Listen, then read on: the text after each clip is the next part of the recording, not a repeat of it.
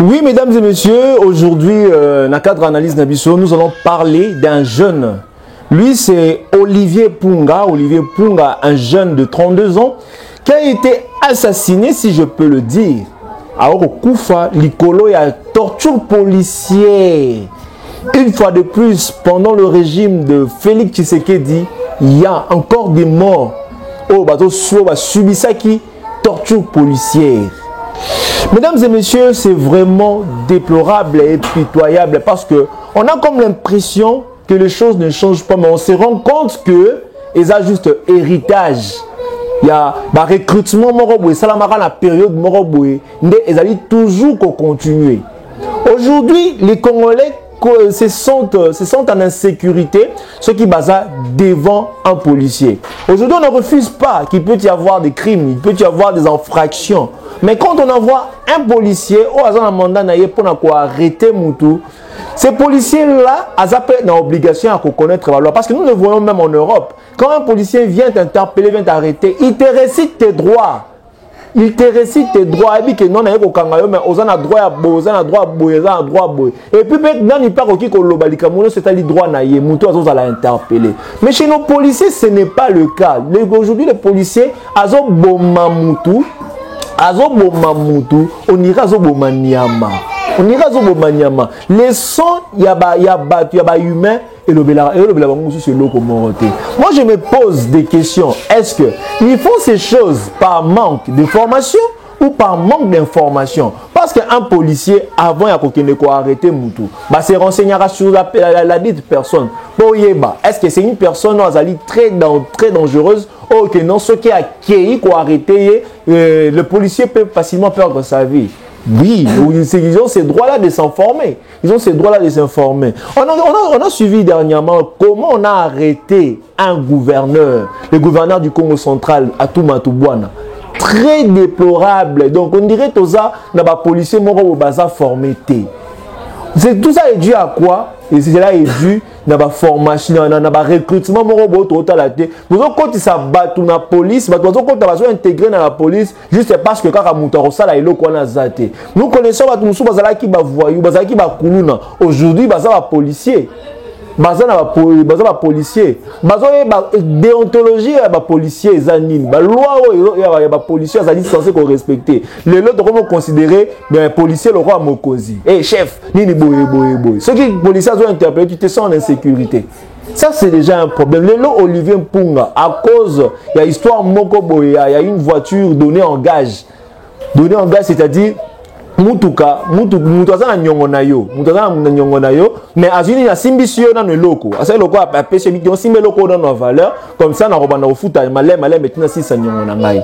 Mais à cause de ces véhicules là, parce qu'on n'a pas encore tous les détails, le jeune homme Olivier Punga, paix à son âme, bazu ba kangiye, mesdames et messieurs, votre la image dengue bazako torturer moto. Oui, il peut y avoir abus, ça on ne refuse pas, abuser la confiance, mais on ne peut pas traiter une personne de cette manière, on ne peut pas le traiter de cette manière.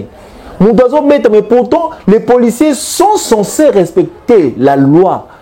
Vous comprenez, même l'organisation mondiale, la peine à mort et comment abolir. Peine à mort est abolie, pourquoi? Parce qu'on sait qu'un être humain a droit à la vie.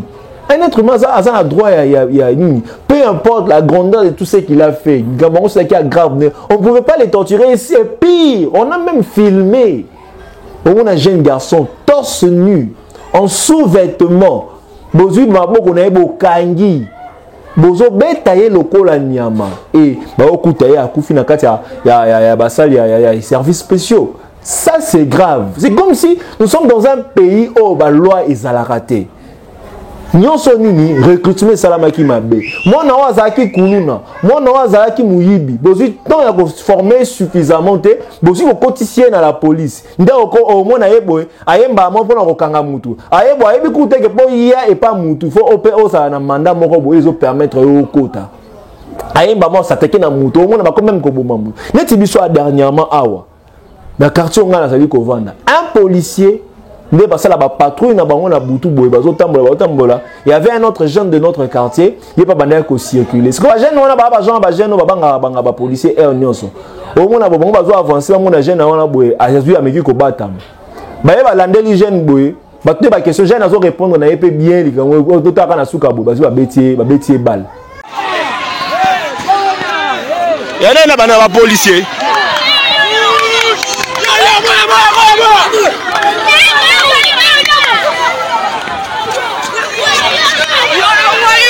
Mesdames et messieurs, Koulouna o wapi Bajen Basiliki, Bajen Batomboki. Vous avez bien remarqué, mouvement Lelo, donc grave Makassi. Mouvement Lelo, donc mesdames et messieurs, c'est chaud, je vous le dis. Mon frère, moi on va bomber. Ah ouais, tu as évité de la mise en temps, oui. Beaucoup de bomber jeunes, moi, universitaire. Comment est Stani? Ah, ok. à ça, la pharmacie, moi, la pharmacie, tu la salle à Rakuna. Mais à partir de 22h, on va dire moi, chaud, moi, on a eu l'eau. Mais tu vas dire, on va masse, on va aller à mon bébé, les babités. Bako tsabango bati bango basoda bakutana bango mbala moko beto masasi na nzoto dans le vide carabo ah nde babomiye balongo le bembe balongo na bilamba batie mutakala balongo ni nde bato batondi wala tonga donc bato bana batie moto bo baje na quartier agricole ah c'est habitué comme na bato batondi ala momele mobimande ça moto oyo na banani batie ko ba neli ta yo lo mera mo kilo ndo moni mo mbele ta babomi mutu si comme policier ne bazo attaquer ba population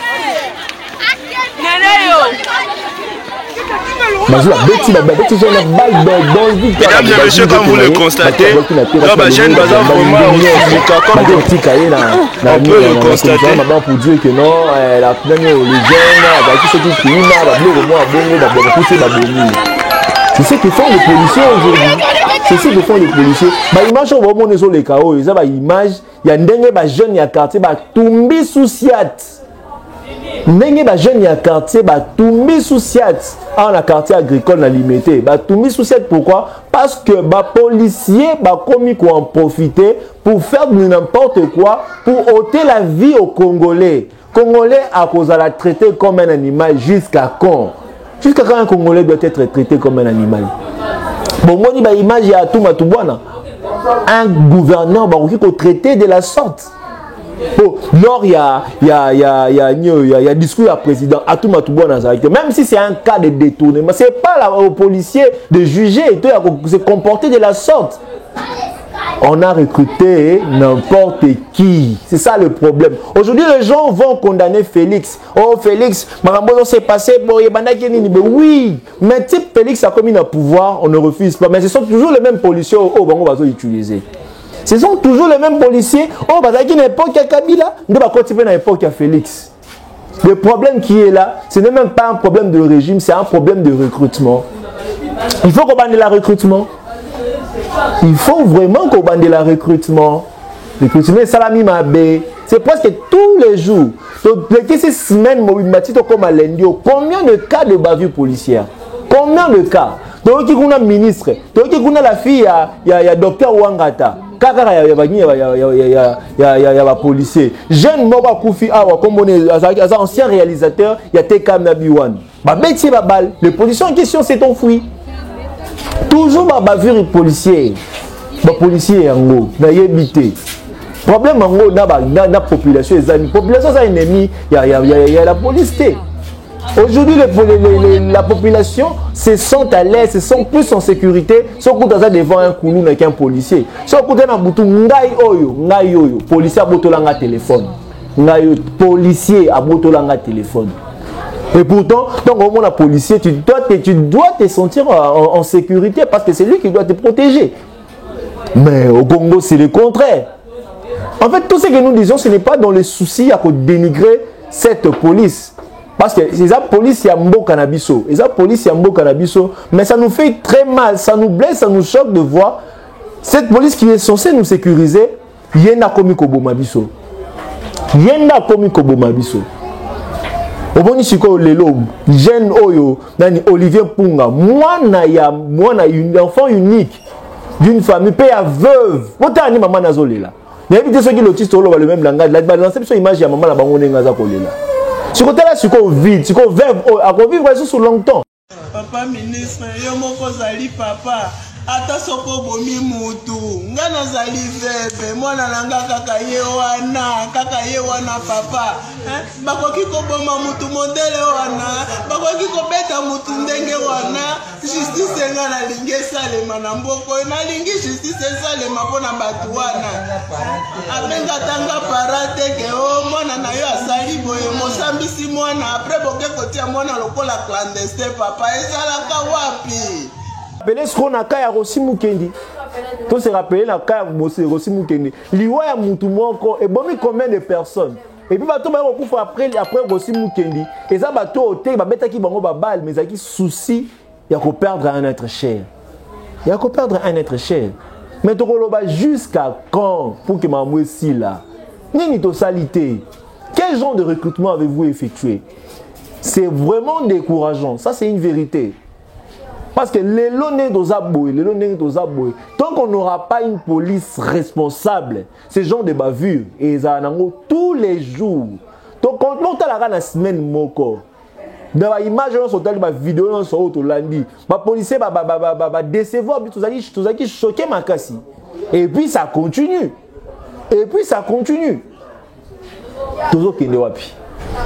Tozo kende wapi. Torturer un jeune homme, attendre qu'il y voiture, toboiter ma bezali. Ma koki kozala parce qu'on n'a pas encore toutes les informations ma kozala. Mais pas jusqu'à ce point. Mais ce qu'on dit de ni mutloko a tout matubana un gouverneur, ba salé ba traité parce que matubana na yebi nanga moulayi ya profondeur ya poche na yete. Na yebi nanga mais c'est un gouverneur, c'est quelqu'un qu'on doit honorer, qu'on doit respecter. Mais bah ça la yebi. Bon biso a petit peuple. Nanya relobé la biso. Les gens ont été choqués parce qu'il s'agissait de Datou Matubana, il s'agissait de Matubana. Mais un jeune homme mort avant na nini comment on appelle ça na lemba. Jeune homme mort avant na monga fula pe salibo. Nana olobela yi. Nanya kolobela yi. Na bumbu, il y a même des policiers qui sont complices na bakuluna. Chose grave. Il y a des policiers pour faire n'importe quoi. Pour faire n'importe quoi. Mais nous nous précipitons à condamner directement l'autorité, tout ça. Oui. Donc tout ça, ils ont aussi une part de responsabilité, on ne refuse pas. Mais la vérité est que recrutement salama qui m'a bé. Tolanda ana molier, muta boma mutu.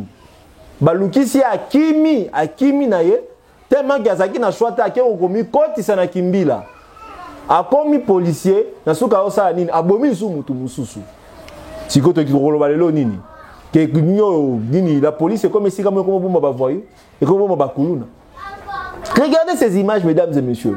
Regardez ces images, ça prouve à suffisance que Mboka na biso ceux qui quittent ça bateau tanga ba nomba bateau nyoso akufi likolo ya bavure policière mais bokole là. Ndeko na biso réalisateur, d'habitude comme on est alpha, katana na zo komba réalisateur. Ndeko na biso ya réalisateur Jean-Marie Luzingu. Lelo, à côté ma belle, kakabo, likolo ka bavure policier. Par exemple, on peut ça, oh non, il y a qui moi, bitumba, bablo, bakuluna, wana, babeti, boye, et on a balle perdue. Mais on remet dans le vide, boye, pourquoi? On remet dans le vide, pourquoi? Parce que, denga koufi, wana, bino, on peut ça, ni na famille, naïe. Bana, peut-être, oh, yatiki, la famille, oh, nous, on va compter sur yé. Si vous se retrouver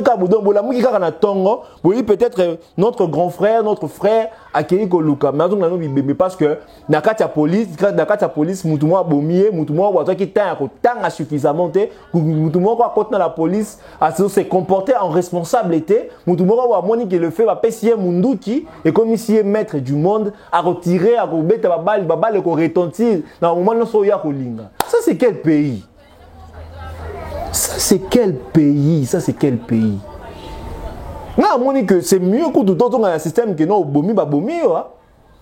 Tout autre un système moi au bomi ba bomi yo parce que ko boto la mutu vie na facilité boété. Les personnes qui meurent aujourd'hui, elles n'avaient pas de projet. Elles avaient des projets. Mais à cause des voix, à cause des erreurs. Non, ça je peux même pas dire que ce sont des erreurs. Ils ont abus à pouvoir, si je peux le dire. Ils ont abus. Au bon moment, tu as facilité, qu'on torturer Moutou. La torture est comme interdite. La torture est à la réalité sous thé. Les gens qui ont droit à l'entendre sur PV, tout ça, bah juge l'équilibre, ça, bah zouzi, bah pessi verdict. Par contre, prison, c'est ça qui m'a bé. C'est ça qui m'a bé. Donc c'est vraiment déplorable. On a vraiment la famille et vraiment la maman, la maman à perdre moi parce qu'à 32 ans, elle est veuve. En plus ça vous pensez que non maman ozo ba kundi moi na otala moi na pe moi na ye moko ba pongoli pe ali bulu bazu moi na bazu ba tie na cercueil. Hein? Bon quand vraiment la mécanisme na bozi pe moi na bimaki na tongo. Hein? Azongi te, azonga ebembe. Bazu ba fongoli cercueil bazu ba kotisi mwana na kati ba chimbo libulu bazu cercueil wana bazu ba kotisi na kati ebisanga maman ne va vivre longtemps et puis pendenge aza veuve wana atikala ka ki non donc avant na raison de vivre c'est son enfant moi na za raison de vivre na ye mais car loko ka moko za ki na maboko bozu bo botoli pour des biens matériels. Et là, on est important jusqu'au point de torturer mon outil n'a point wana. Tout ça, nous les Congolais. Nous les Congolais, et là, n'importe quoi sur nous, ils feront n'importe quoi sur nous. Et ça parce que Congolais, les Congolais. Aujourd'hui, au moins, un étranger a menacé un Congolais, un ami sur Congolais, aucune intervention. Donc, pour Yvonne, ce sont des choses qui sont concernées. Mais au Nigeria, aucun n'a pas Burundi, aucun nini bu yo un étranger mais ko simba aussi maman na mboka mais au face. Aujourd'hui tout le monde a bêta congolais na facilité parce qu'il sait qu'il n'y aura pas d'intervention et puis même maintenant la ministre va congolais parce que les congolais pour intervenir té. Ça c'est quel pays? Ça c'est quel pays, posons-nous la question. Aujourd'hui ces innocents qui meurent. Il y en a de ceux-là même justice est rosalate makila na bango e oganga na Congo. Makila ba innocent wana e koganga na Congo. Et surtout ceux qui makila na etangi. Makila na ezo tanga, ezo ganga. Vous pensez que mboka ko avancer? Congo hein, eza makila ba ezo réclamer justice et belé. Ataka pona ba kaote même na ba est. Makila tant que kozwa justice té et ko bloquer biso na mambo belé. Moi je vous l'ai dit aujourd'hui, c'est même pas une question ya koluka. Non, il faut changer de président, il faut boyer, il fallait qu'il boyer. Tant que vous résoudre les problèmes sur la justice, sur le plan de justice, ça sera difficile pour que le Congo ait avancé. Parce que pour avancer, il faut qu'on se décharge dans ma camouflage. Parce que comme ils sont kilos na charge et qu'on permettre d'avancer. Il faut olongoli no tambola siko bien. Chaque jour, il y a des gens qui meurent. Il y a des gens qui meurent à cause de la bavure policière. À cause de la bavure policière. Oh, police n'est tout ça. Oh, mon amour, un policier a dit que ce jeune n'est pas un criminel. Peut-être que ça n'a pas erreur à Mickey, infraction à Mickey, infraction mineure. Quand moi jeune, moi parler peut-être à Bounina Mouninga, peut-être par erreur à Zoki, oh yana Munduki, au Kangaboy, Yono Che Kraka, tout ça. Wano Sali Moussala na yo. Wano Yondo Sali Moussala na yo. Ça c'est quel genre de police? Ça c'est quel genre de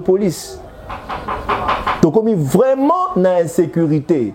Donc on est vraiment dans l'insécurité. Les policiers qui bêtent à la boue portant boy. Et donc c'est gêné là au mode pas au qui manaye. Donc ils ont vraiment moi je démontrais vraiment que bah ça là va recrutement aussi quoi. Bah policiers nyon so bola ndana ba c'est la famille na ba raison ba luka koyeba même ba raison o esala qui va intégrer la police. Voilà faut koyeba parce que le passé et joue un rôle ma casse na présent à Moutou. Raison o peut ça dit Moutou intégrer la police. Est-ce que aujourd'hui au Congo, il y a de ces personnes ou bien il y a de ces jeunes là qui ko la muganaton abi que non ga le non intégrer la police, to na ke na par exemple ne faut kana nga pour la formation militaire. Aujourd'hui, il y a de ces jeunes là bazali.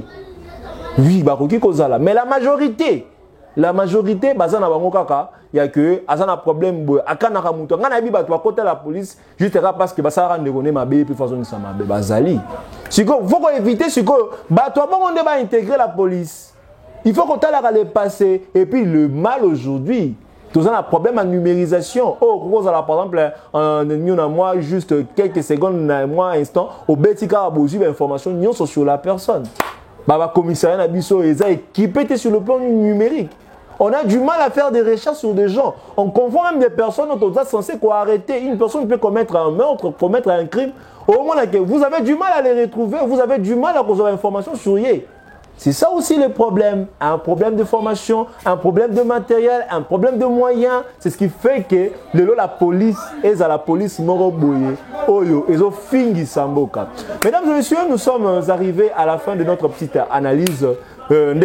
Christian Bosemba Lobarala, que la paix quitte vos esprits. Donc, toujours na bolingo ya Congolais, to lingana, to zala soudé. Parce que y a la force na biso. Parce que tant que biso tous ensemble, mon ennemi a encore sangela biso, ton ennemi a encore ça biso mabete. Mais tant que ennemi, tant que yo Congolais, yo ina Congolais, bah que ennemi a konyata yo. Donc soyons ensemble. Moi c'est votre humble serviteur Jigay Kabimba, derrière la caméra, c'était le design. J'ai profité de l'occasion pour la repasser ma botte nanga na maman Rocky Bizimungu, na pesi mote na papa Dodo na Dallas, na pesi mote na ngai na Nanette Lutumba depuis Dallas, maman Bibiche na Calgary na Alberta na Canada et na Robo Sanate ya Paulin Konda ba joyeux Noël na bino, Joshua News Télévision, chaîne Amakasi, on est toujours là, tu baisser toujours le bras tête, toujours na force wana, la continuer comme ça musala.